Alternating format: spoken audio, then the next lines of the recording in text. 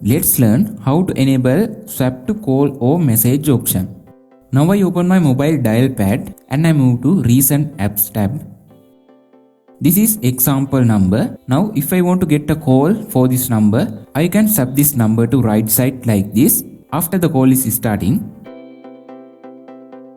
If I want to send a message to this number, I can swap this number to right side like this. Now I can send a text to this number.